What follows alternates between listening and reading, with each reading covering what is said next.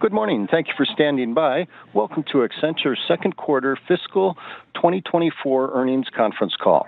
At this time, all participants are in a listen-only mode. Later, we will conduct a question-and-answer session. If you have a question at any time during the call, please press 1 then 0. If you should require assistance during the call, please press star then 0. As a reminder, this conference is being recorded.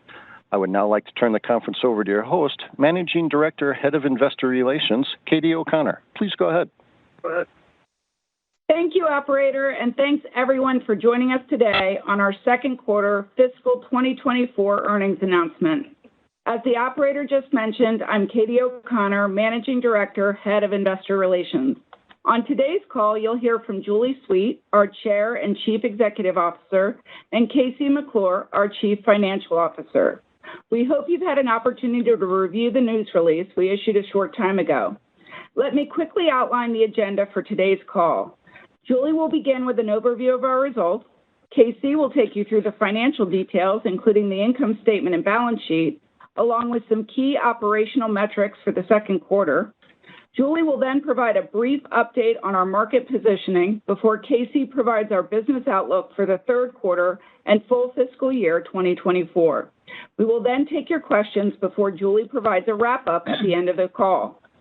Some of the matters we'll discuss on this call, including our business outlook, are forward-looking and as such are subject to known and unknown risks and uncertainties, including but not limited to those factors set forth in today's news release and discussed in our annual report on Form 10-K and quarterly reports on Form 10-Q and other SEC filings. These risks and uncertainties could cause actual results to differ materially from those expressed in this call. During our call today, we will reference certain non-GAAP financial measures, which we believe provide useful information for investors. We include reconciliations of non-GAAP financial measures, where appropriate, to GAAP in our news release or in the investor relations section of our website at accenture.com. As always, Accenture assumes no obligation to update the information presented on this conference call. Now, let me turn the call over to Julie. Thank you, Katie, and everyone joining, and thank you to our 742,000 people around the world who work every day to deliver 360-degree value for all our stakeholders. I'm pleased with our performance in an uncertain macro. Our results highlight the benefit of the deep trust our clients have in us, our capabilities to do the most complex work at the heart of their businesses, the privileged position we hold within the ecosystem, and our ability to invest for the next waves of growth. We continued to see momentum in the quarter on how we are executing on our strategy to be the trusted reinvention partner of our clients, with a record 39 clients with quarterly bookings greater than $100 million. These large transformational wins position us to capture more growth as spending increases. We also had over $600 million in new GenAI bookings, taking us to $1.1 billion in GenAI sales the first half of the fiscal year, expanding our early lead in GenAI, which is core to our clients' reinvention. We now have over 53,000 skilled data and AI practitioners against our goal of doubling our data and AI workforce from 40,000 to 80,000 by the end of fiscal year 26. We are laser-focused on the needs of our clients, and this focus is reflected in our bookings of $21.6 billion, representing our second highest quarter on record. This included $10 billion of bookings in North America, our highest ever. We continued to take market share with revenues of $15.8 billion for the quarter, flat compared to last year and slightly above the midpoint of our range. As we turned the page on the calendar year, we saw another turn of the dial on constraining spending by our clients, including spending on our services, particularly in parts of EMEA and North America. This was evident in the composition of our new bookings, which came in differently than expected. We see clients continuing to prioritize investing in large-scale transformations, which convert to revenue more slowly, while further limiting discretionary spending, particularly in smaller projects. We also saw continued delays in decision-making and a slower pace of spending. We are pleased that despite these conditions, our focused efforts to return to growth resulted in North America and CMT showing improvement over last quarter. We are running our business with rigor and discipline, and we remain on track with the business optimization actions we announced last year to reduce structural costs to create greater resilience.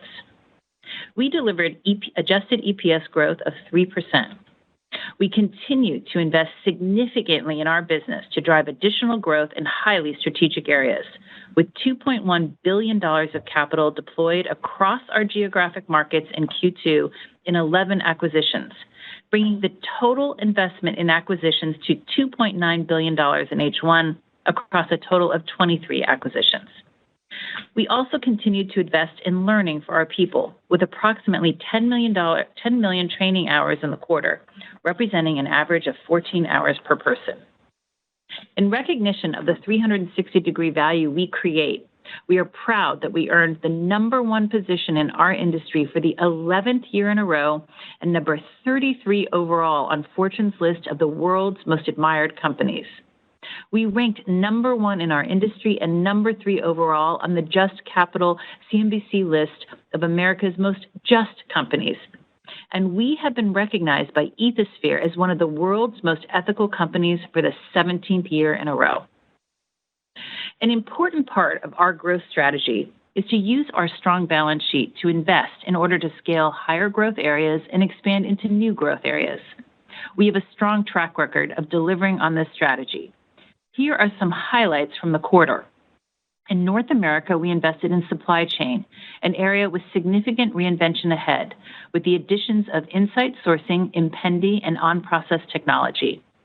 We acquired Navisite to help clients across multiple cloud providers, enterprise applications, and digital technologies modernize their digital core. And in Song, we acquired Work & Co. to help our clients drive growth by designing and bringing digital brand strategies to market and operationalizing world-class digital products at scale. In EMEA, we are investing to help clients build their digital core and drive growth.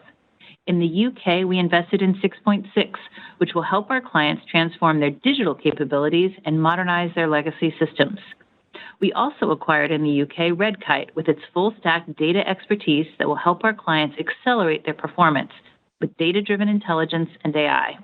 And in Germany, we added Vocetis, which will accelerate our clients' growth strategies using behavioral economics modeling to develop pricing strategy and sales concepts for B2B and B2C models. Similarly, in growth markets, our acquisitions position us to drive our clients' growth agendas by expanding our capabilities in marketing and customer experience, with Rabbit's Tail in Thailand and Jixi in Singapore, helping clients in Indonesia capitalize on their fast-growing digital economy. Our ability to invest to fuel our organic growth is a competitive advantage. And as our clients continue to transform, we announced earlier this month that we will invest $1 billion over the next 3 years in Accenture LearnVantage, which will provide comprehensive technology learning and training services to help our clients reskill and upskill their people. Our investment includes the acquisition of Udacity, a digital education pioneer, which we expect to close by the summer. Once closed, we will have revenue in the zone of $100 million annually. These services are highly strategic, and they enhance our position as a reinvention partner of choice because talent is at the top of the agenda for CEOs. For example, we are helping Merck, a global biopharmaceutical company known as MSD outside of the United States and Canada, launch a groundbreaking generative AI training program for their employees to create world-class digital leaders. As a renowned thought leader in the biopharmaceutical market, Merck has long led the way in investing in its people and helping them build the skills and expertise needed to develop breakthrough therapies. Digital, data, analytics, and AI play a pivotal role in discovering, developing, manufacturing, and providing access for patients to medicines and vaccines. By once again investing in its people, Merck will be able to continue delivering on its promise to use the power of leading-edge science to save and improve lives around the world. Over to you, Casey. Thank you, Julie, and thanks to all of you for taking the time to join us on today's call. We were pleased with our overall results in the second quarter, with our second highest quarter of new bookings. We continue to invest at scale to strengthen our leadership position while delivering value for our shareholders. Now, let me summarize a few of the highlights of the quarter. Revenues were flat in local currency, with mid-single-digit growth or higher in 6 of our 13 industries, including public service, life science, utilities, energy, health, and high tech. While our CMT industry group improved this quarter, we continue to see pressure as expected. And we continue to take market share. As a reminder, we assess market growth against our investable basket, which is roughly 24 of our closest global public competitors, which represents about a third of our addressable market. And we use a consistent methodology to compare our financial results to theirs, adjusted to exclude the impact of significant acquisitions, through the date of their last publicly available results on a rolling 4-quarter basis.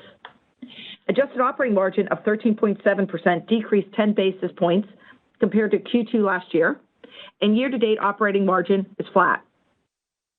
This includes continued significant investments in our people and in our business. We delivered adjusted EPS in the quarter of $2.77, reflecting 3% growth over adjusted EPS last year.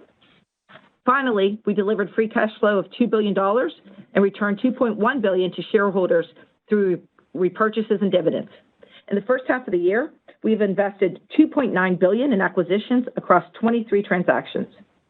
With those high-level comments, let me turn to some of the details, starting with new bookings. New bookings were $21.6 billion for the quarter, representing a 2% decline in both U.S. dollar and local currency, with an overall book-to-bill of 1.4.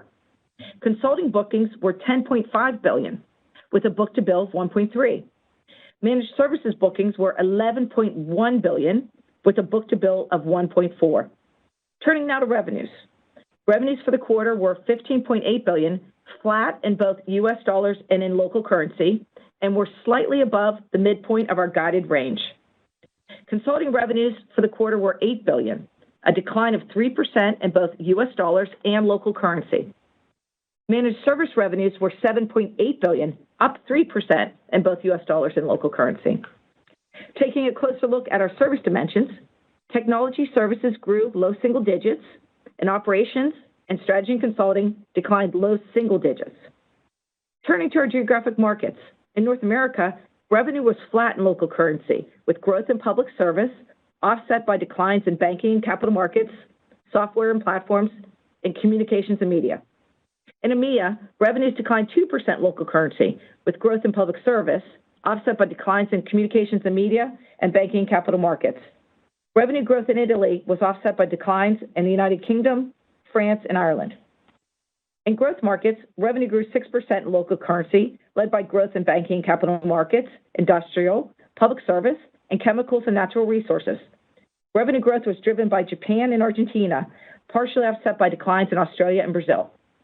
Moving down the income statement, gross margin for the quarter was 30.9%, compared with 30.6% for the same period last year.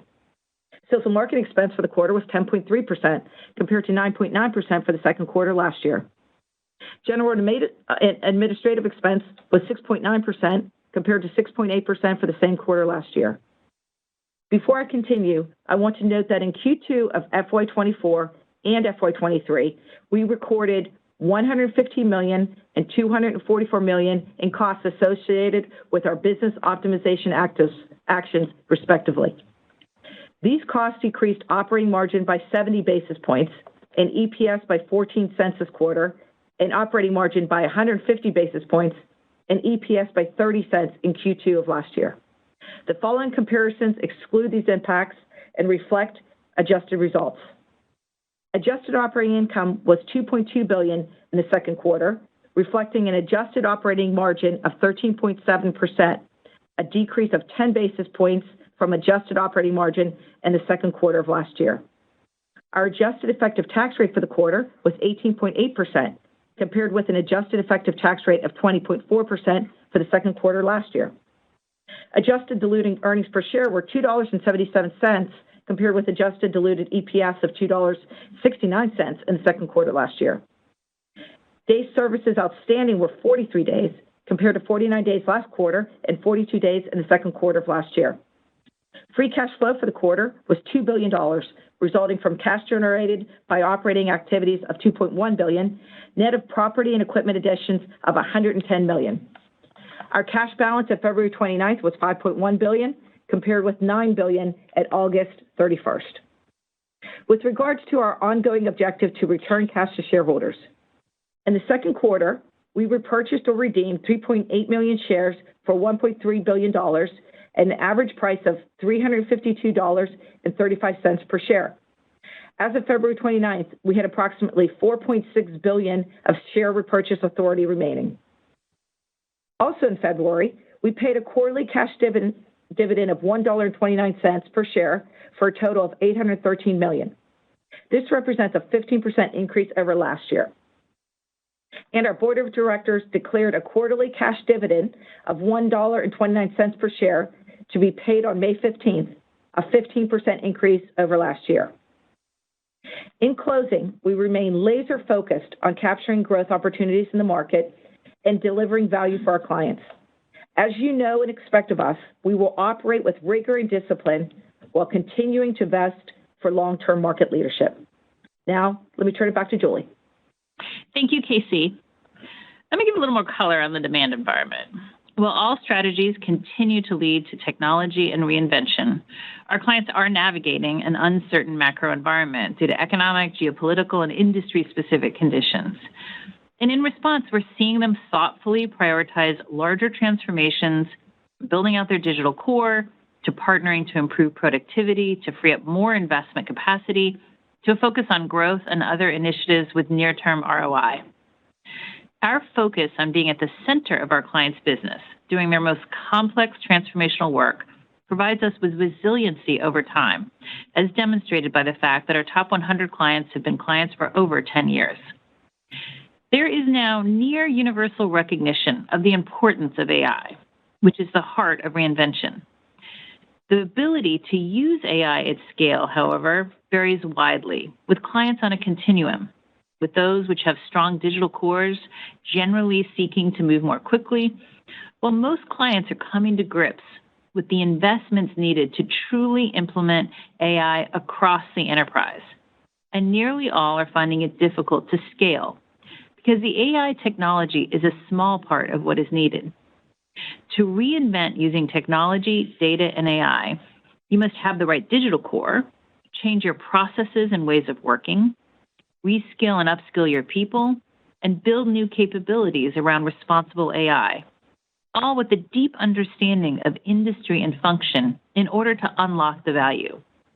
And many clients need to first find more efficiency to enable scaled investment in all these capabilities, particularly in their data foundations.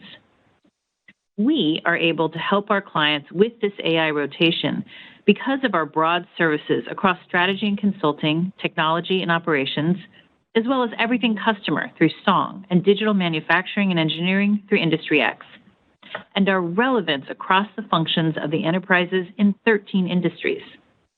Our privileged position in the technology ecosystem has perhaps never been more important.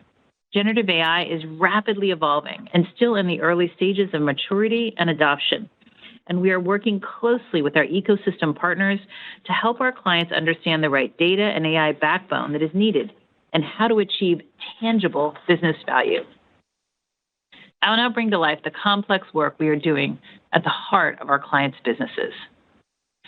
Building on the back of a long trusted partnership, we are working with Mondelez International, a world leader in snacking with well-known brands like Oreo, Belvita, and Cadbury, to continue to drive growth and be an industry leader. Having laid the foundations of a strong shared services model powered by leading technology platforms and a data and AI foundation, we are now working on an ambitious reinvention of their digital core. We will design and implement a single cloud-based platform, while also modernizing the finance function and transforming their supply chain planning and warehouse management capabilities. This will enable faster availability of products for customers, driving more sales growth and maximum profitability.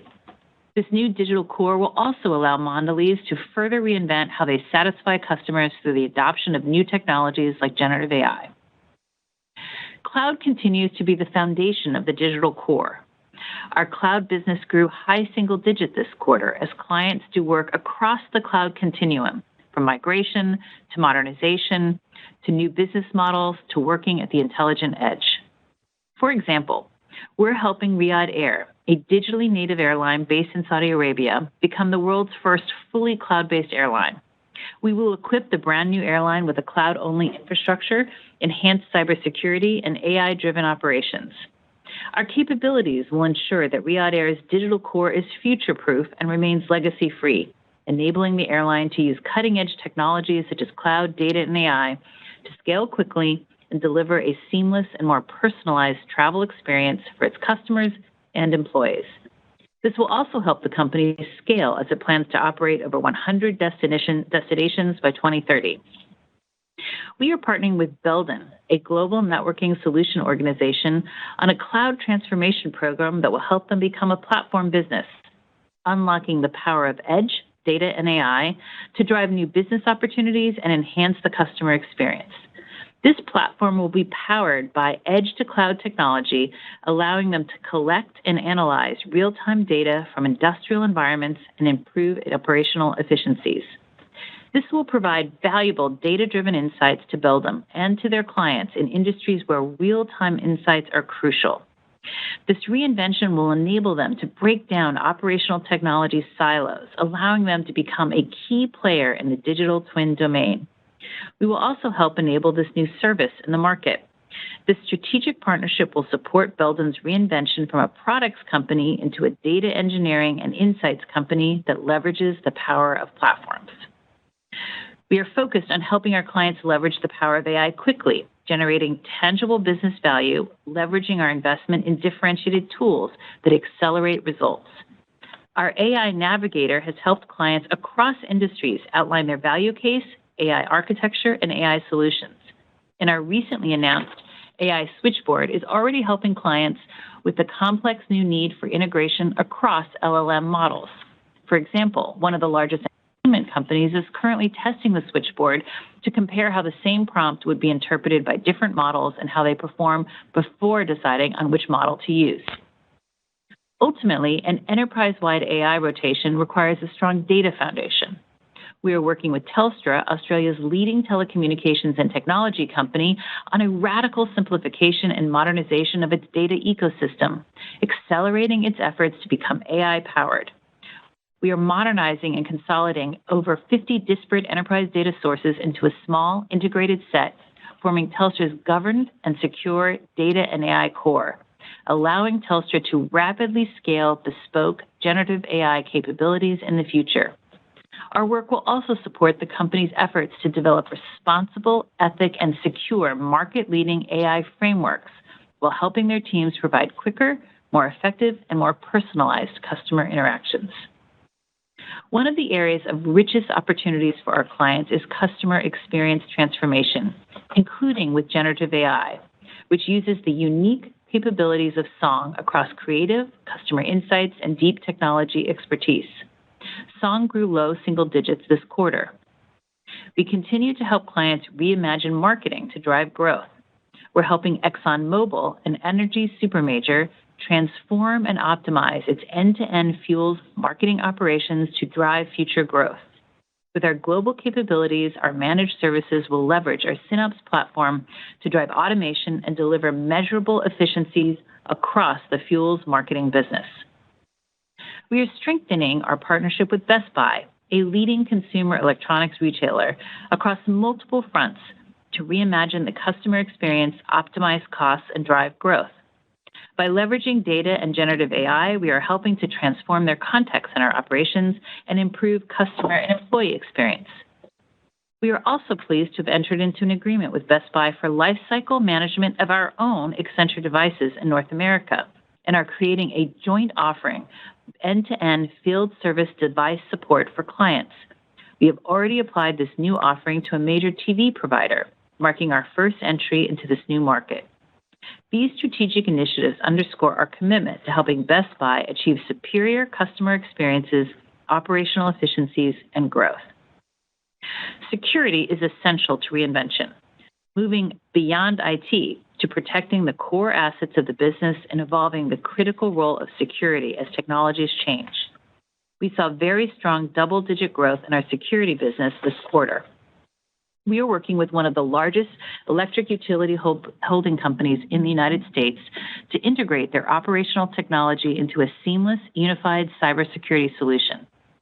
Together, we will enhance their security capabilities by implementing advanced monitoring and response, vulnerability management, and security automation. This will help reduce the risk of cyber events in their grid environment, protecting critical infrastructure serving tens of millions of people. We continue to see strong demand for digital manufacturing and engineering services. Industry X grew double digits in Q2. We're working with IndoCount Industries Limited, a global leader in the home textile space, on digital transformation to simplify operations, support its ambitious growth plans, and maximize e-commerce opportunities.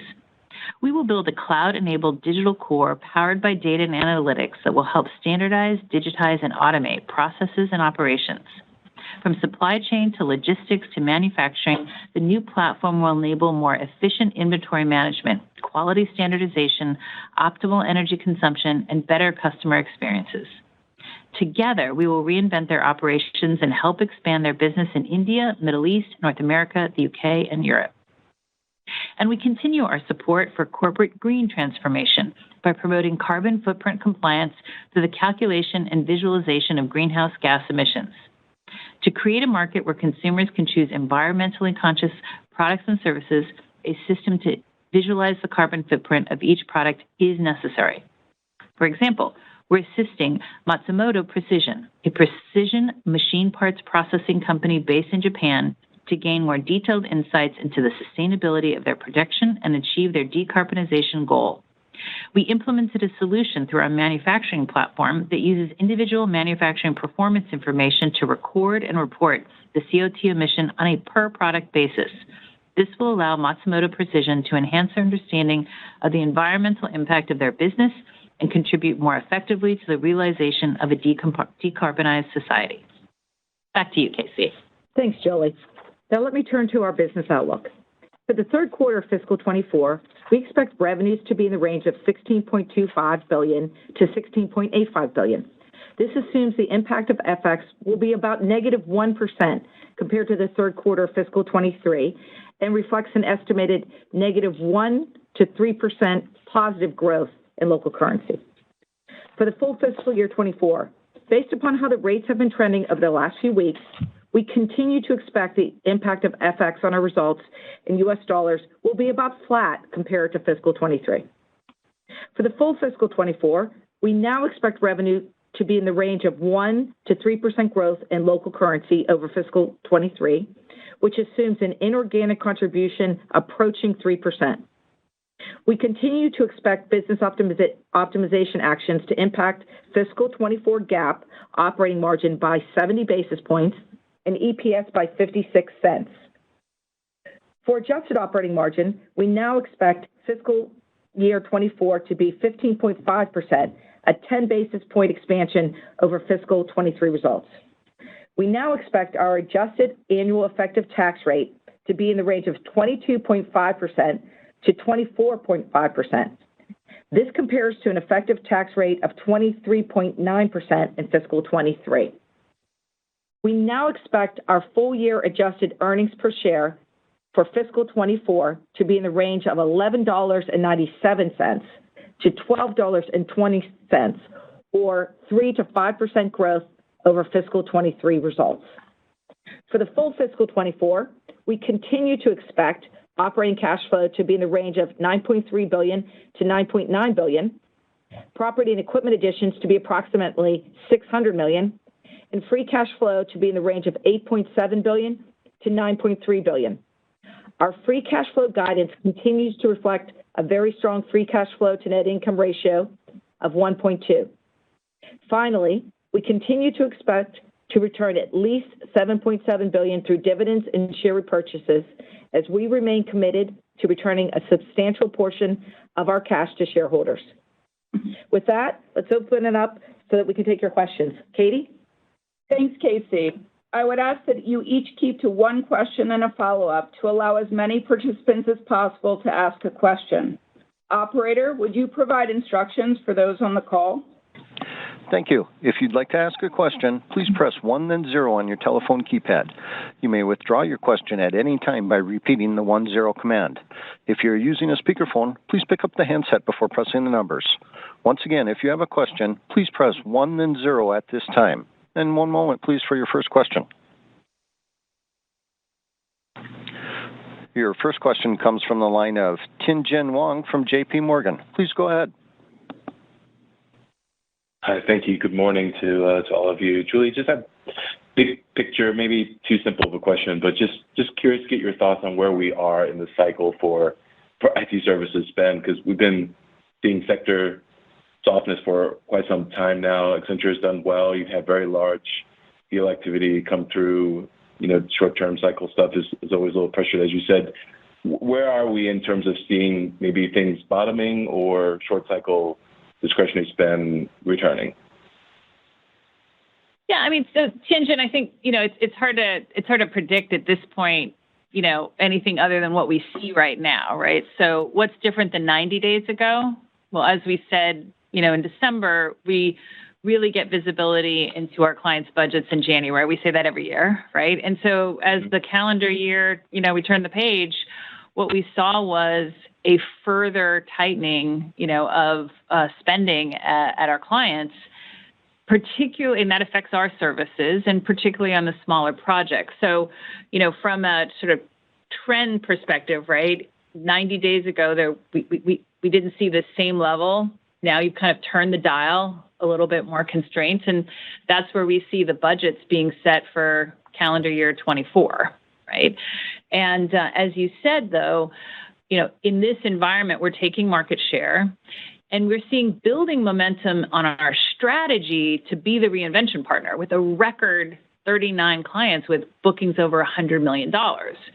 So what does that tell you, right? So the clients understand the importance of the technology-led transformation, right? And the fundamentals remain the same, right? There's a lot more reinvention ahead. We're still, when you look at where is cloud, right, both migration and modernization, we say about 80% of the opportunity is ahead, right? Data and AI, about 90% of the opportunity is ahead. Replatforming and cloud-based platforms, about 65% of that opportunity ahead based on, who has actually adopted the more modern platforms. And security, well, I think security can be, kind of forever ahead, but at least, 65% ahead. And that's before you get to thinking about areas like digital manufacturing, engineering services, where that technology has only been coming online even in the last couple of years, sort of the modern technology. And of course, customer, also extraordinarily early days. So, where we really focus on is, meeting clients where they are today, right? So that's prioritize the large transformational deals, and then be positioned to capture the spending when it increases. And, we see the sort of the industry as, being very strong because all clients have to get there. They need to get to the technology transformation. They need to get to the reinvention. And that's why you're seeing, even as the constraints, you're seeing that early interest in Gen AI. I mean, 1 billion sales in the first 6 months of the year, that is the fastest we have ever built sales in an emerging technology. And what it tells you is that clients understand the importance of AI, that they're going to have to reinvent every part of the enterprise. And that's exactly where everything we've done for the last decades at Accenture, right? Being the company that can go from strategy to build to operations, deepen industry and functional expertise because of strategy and consulting all comes together for this moment to be the partner for reinvention across the enterprise, not just to build the technology, but to use it to reinvent. And that's exactly what you see in these results, which is why, I'm super confident about the industry and in the future. Yeah, no, I'm confident Accenture will be there to catch all that, like you said. But maybe it's my follow-up with the Gen AI bookings. Any trends on deal size and confidence that some of these early bookings will convert to become a part of this whole large $100 million plus deal activity across or pull through from Gen AI, that question makes sense. So a couple of things, right? What you see in our resilience is that we are doing these, bookings over 100 million, and that's what kind of layers that. That just gives you that base, right, of resilience during this period. As we said, we've seen further constraint on the smaller projects, so that's why you've got, the updated guidance, right? But the base of these larger deals, we feel really good about from a resilience perspective. And then, you know how this is, right? You're at the client, you're at the heart of their business, you're really doing the strategic work. That's what all these large deals represent. And then as spending, increases, you catch the pent-up demand. And, that's kind of how we see it. And that's how we've, run it in the past. And by the way, of course, as you know, we're really investing inorganically to capture, more growth, which you also start to see, in particular at the back end of our fiscal year. Thanks, Tianjin. Your next question comes from the line of Brian King from Deutsche Bank. Please go ahead. Hi, good morning. Casey, if Accenture does 1% constant currency in the third quarter, that's kind of the midpoint of the range. I guess the implied midpoint for 4Q is a ramp up to 6% constant currency. What kind of visibility do you have going into a number of the midpoint like that in the fourth quarter? Yeah, hey Brian, thanks for your question. And you're right. Obviously your math is correct. That would be what our guidance would say in terms of visibility. Look, it's really no different than what we have any time in the past in this part of the year for our full year guidance. Obviously, we are not forecasting the whole year. We just have the back half of the year.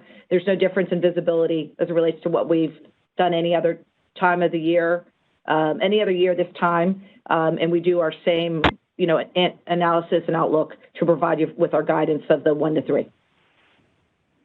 Got it.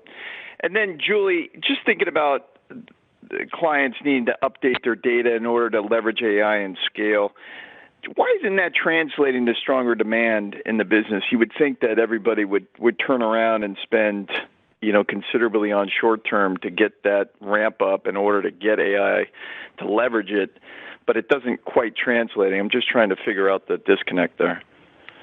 Yeah, so there's two things. So first of all, it's about prioritization, right? So they're overall constrained on spending, right? So you make choices, right, as opposed to it being additive.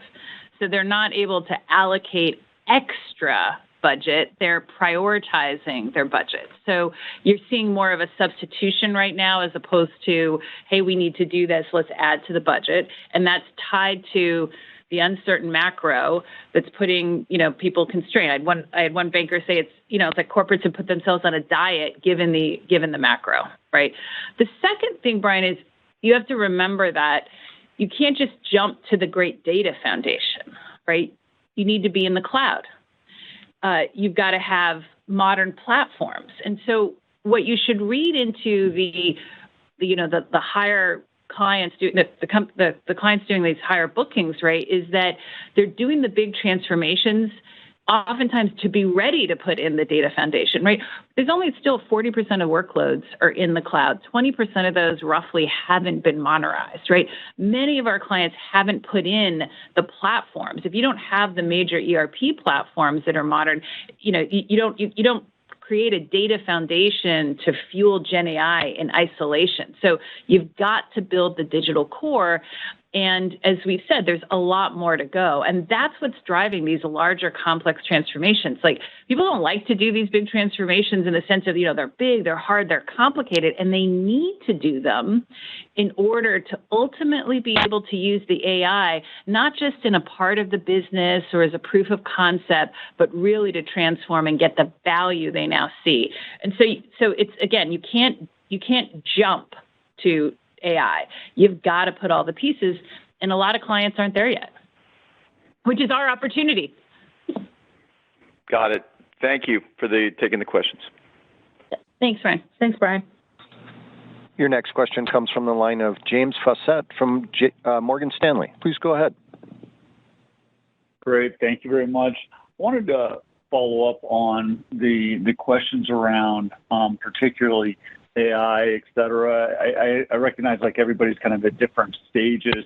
How should we think about first the timeline in terms of preparing and getting ready to implement new solutions, et cetera, and then moving into full implementation and how we should think about that affecting Accenture's business. And like you mentioned, you've talked about some record bookings or the number of new customers over 100 million, like how that will ramp in the time frame. Yeah, well, so let me start with like the strategy around capturing the growth opportunity from Gen AI, right? So this is the same playbook that we have used in every wave of new technology evolution, right? When we went from mainframe to client server, then to cloud and software as a service, and then to RPA and AI-driven automation when you saw things like MyWizard and SynOps, right? We have the same strategy. The strategy starts with, we want to be the first mover to help our clients use the technology. And that's why what we're doing with our investments of $3 billion to create solutions for them, and you see that coming through with our sales in generative AI, which, as I said earlier, are the fastest we've ever seen in sort of these new technologies, because there's a lot of interest and we're the leader. So we want to be the first mover in helping our clients use it. The second part of our strategy is to be the first mover in using the technology itself to serve our clients, right? And we did that with like the digital, with AI automation, with all of our platforms. And what that does, it's a proven formula, because if we invest big to be early and be the first mover, right, then we're positioned to capture all the opportunity with our clients, because they need to, adopt it and transform. And as I just went through, that requires a lot, the digital core. Then you've got to actually use it to change new ways of working, right? To, upskill your talent, right? And build new capabilities like responsible AI. When we are able to be the first mover, which we are already starting now to use Gen AI and how we deliver, that enhances our competitive position, right? It makes us more differentiated. And of course, it also then allows our clients over time, the more we use the Gen AI, to achieve the results they need at a lower cost, which frees up their investment capacity to do the massive reinvention. And of course, we are then best positioned to be their partner as they reinvest in using the tech and AI to reimagine their enterprise. And that use of AI, because remember, as you think about the growth, right, you've got a lot of the digital core that's got to be built, right? You can't jump that step, right? It's not a magic technology, right? But then as you build it, you then have to go, function by function to change the ways you work to actually get the productivity and the growth. So we really see this as being, kind of the next decade of what our clients are going to be focused on, and we're positioning ourselves to be their partner and be the first mover in both places. Yeah, and maybe I'll take the layering in question on the larger deals and talk a little bit about how that's going to work for the back half of the year as it relates to guidance. Right, so we have the larger deals that were terrific, right, in our second quarter and our whole first half of the year. But you're right, they do layer in slower than the smaller deals, and we see pressure in the volume of our smaller deals, and that's why we have the 1 to 3 guidance for the full year. Now, we do feel good about delivering to this guidance and what that means for H2, and it really is for a few reasons that we've talked about before, but let me just kind of reiterate. The first is that, our competitive advantage is that we have the ability to invest, and you saw us do that in H1, and Julie talked about that, with investing more in acquisitions this year in the first half than we did all of last year. And that's really important because that drives inorganic growth. But again, we do that really to fuel organic growth. But we see that coming online in the back half of the year. The second thing is that we have done these larger transformation deals, but also the ones from the previous years. And we see that continuing to benefit us as it relates to revenue as they will layer on in the back half of the year. And that really just speaks to the resilience of our strategy, both in terms of being what Julie has talked about, being where our clients need us and our inorganic strategy to continue to benefit, to pivot to scale in new areas of growth. And so that's how that all kind of comes together in terms of revenue conversion from those larger deals and when they come online, James. And maybe I'll just also add what that means from a type of work for the entire year. What we now see from the context of the 1 to 3 is our consulting type of work probably will be about flattish, and we see our managed services growing to about mid-single-digit growth for the year. Great. Thanks for the color to both of you. And quickly, Casey, just in terms of that investment, how do we think about like how that affects the margin expansion? I mean, typically when you're doing acquisitions, there's a little bit of time before you can start to get people to the same type of trajectory as Accenture's margin expansion, but just trying to get a sense of how that we should think about that impacting as well. Yes, thanks for that. Well, first of all, I just want to put out that I'm really pleased with our profitability in the first half of the year and the outlook for our profitability for the full year. Our margin is flat, but we have EPS growth for the first half of the year, profit growth of 5%. And that really just points to the rigor and discipline that we continue to operate our business in. Well, really importantly, what Julie talked about, all the investments we're making in our business and our people continue, right? So as you look at the back half of the year, we now see that 10 basis points expansion is where we see it. Again, very important, continue to have high levels of investment in our people and our business. And EPS we see for the whole year at about 3 to 5%. One thing I will point out just to help all of you, we did benefit from the first half of the year in our EPS with higher non-operating income, which makes a lot of sense on interest income on our higher cash balance. The first half, you see that our cash went from 9 to 5, still great cash.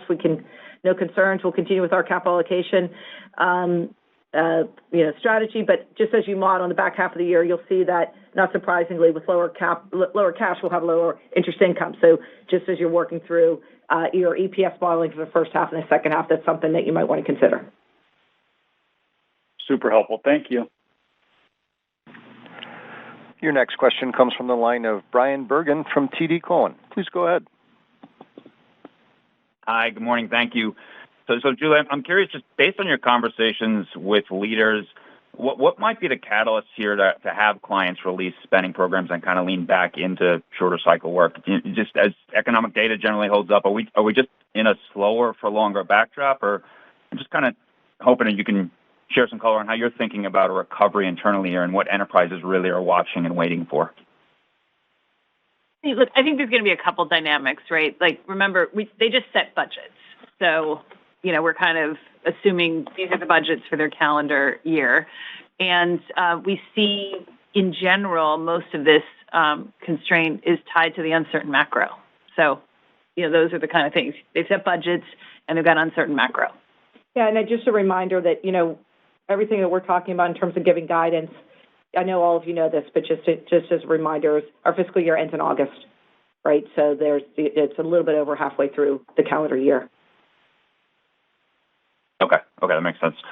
And then as it relates to Gen AI, just kind of the revolutionary versus evolutionary kind of questioning here, just given how much work needs to be done for most clients to really do anything with large language models, how do we interpret that as a driver of your growth? So meaning, does Gen AI enable you to essentially drive a higher level of growth when spending does become more normal?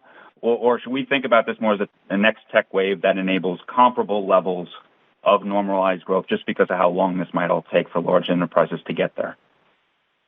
Yeah, what I'd say is this is more about, like, we think of this as like prior technology waves, right? Each one's been a little bit faster, right, in terms of that. But especially when you look at kind of where our clients are on the continuum of building out that digital core, there's a lot to go, and you really need that to fully realize it. So, we see this as more like our prior, kind of the way these things have evolved in the past. Right now, that's what we see. Okay, thank you. Your next question comes from the line of Dave Koning from Baird. Please go ahead.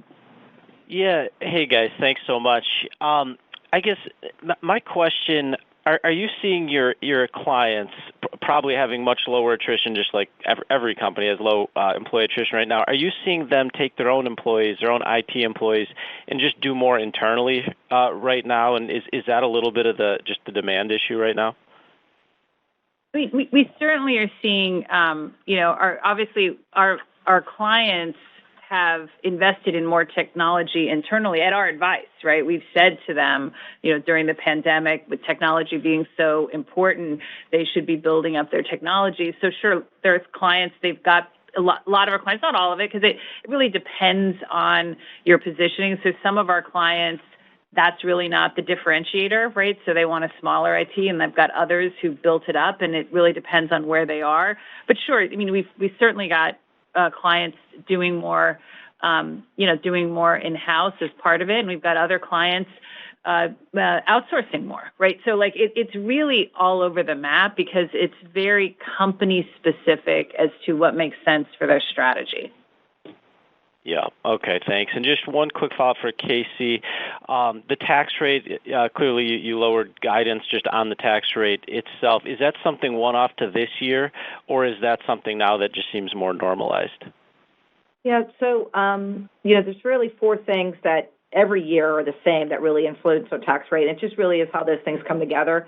There are geographic mix of income, any settlements from previous years, any increase that we need to do on prior year tax liabilities, and lastly, the impact of our equity on our tax rate. So those four things really are confluences that are the same every year. Depending on how they fall, that's going to influence where we land on our tax rate. And so this year we saw them, favorably in aggregate, so we were able to keep our 2-point range, but drop it by 1%.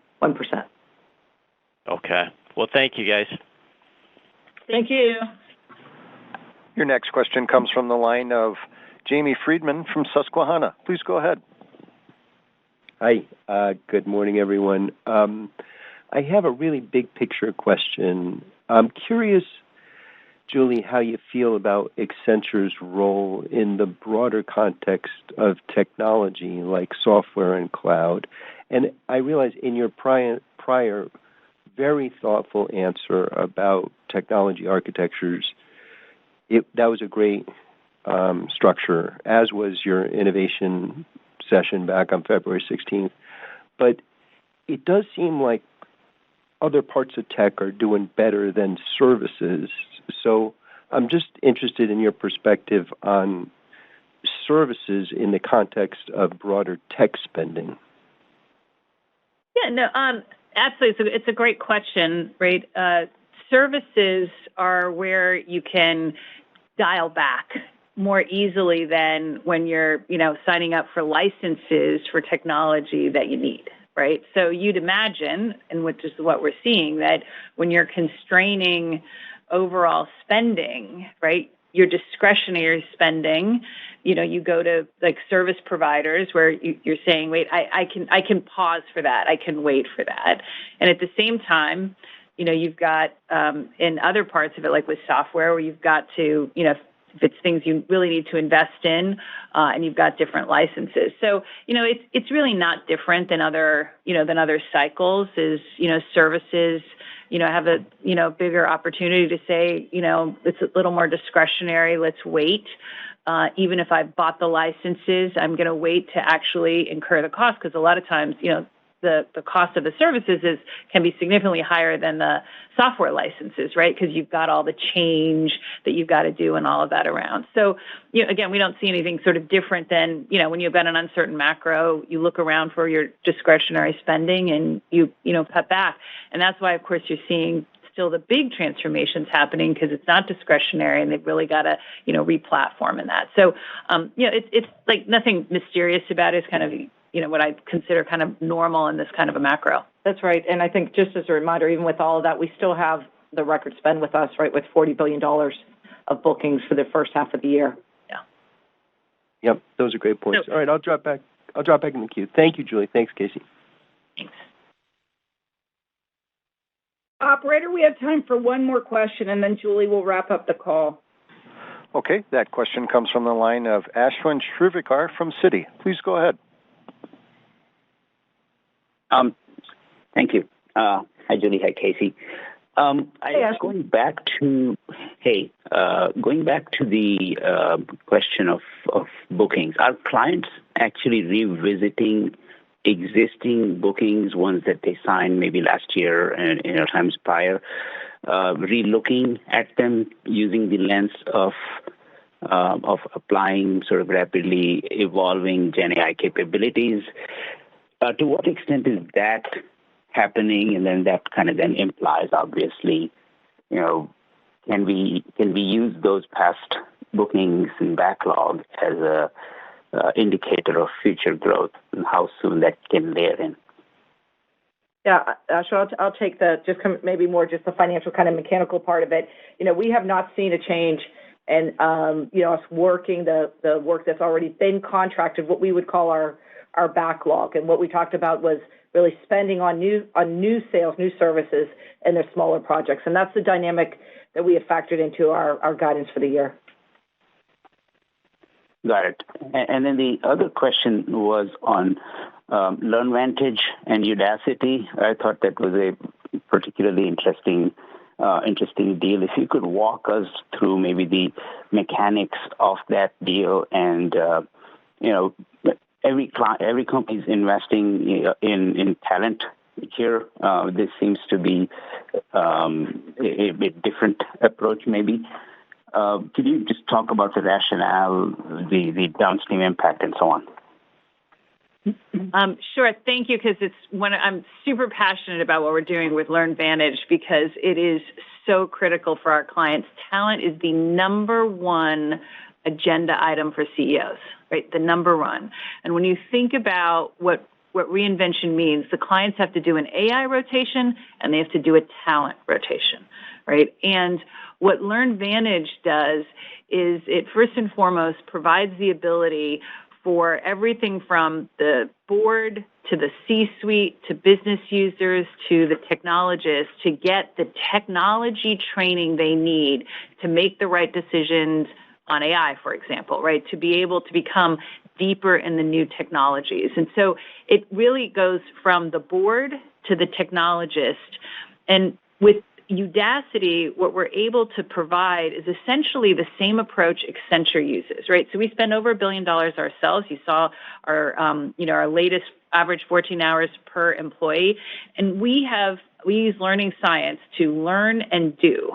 Most of our clients are unable to do that. And the big differentiator for us in the market here is that we, Accenture, know when you train someone, we have to then put them on a job and they have to get paid to do something. So they are work ready. So we're bringing that expertise now at scale to our clients. And what Udacity does is the same thing. They use experts, mentors.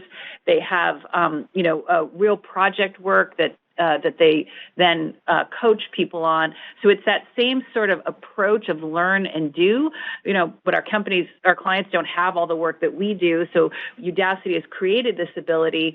And it's coupled then with Accenture's deep understanding of what it takes to train and be work ready. So we're really excited about it. Our clients are excited about it. They've been coming to us. We've been doing this learning, and this enables us now to do it at scale. And again, we want to be the reinvention partner. So the more that we can fill all of the needs of our clients around that, the better position that we will be. So we see LearnVantage is highly strategic. And by the way, it also we have a managed service today to actually manage the learning services that companies are now doing internally, which we also we're investing in and expect to grow. So very excited. And then finally, we all have the responsibility as corporates to bring our people along the journey. And so when people worry about things like AI and displacement, right, we feel that our ability to bring proven upskilling expertise to help our clients be able to bring their people is really, really important. It's important for our communities. It's important to their boards. And we all should consider it really important. It's the right thing to do. Got it. So thank you very much. Great. So thanks, everyone. In closing, I want to thank all of our shareholders for your continued trust and support, all of our people for what you do every day, and to assure you that we are working every day to continue to earn that trust. Thank you. That does conclude your conference for today. Thank you for your participation and for using AT&T Teleconference. You may now disconnect.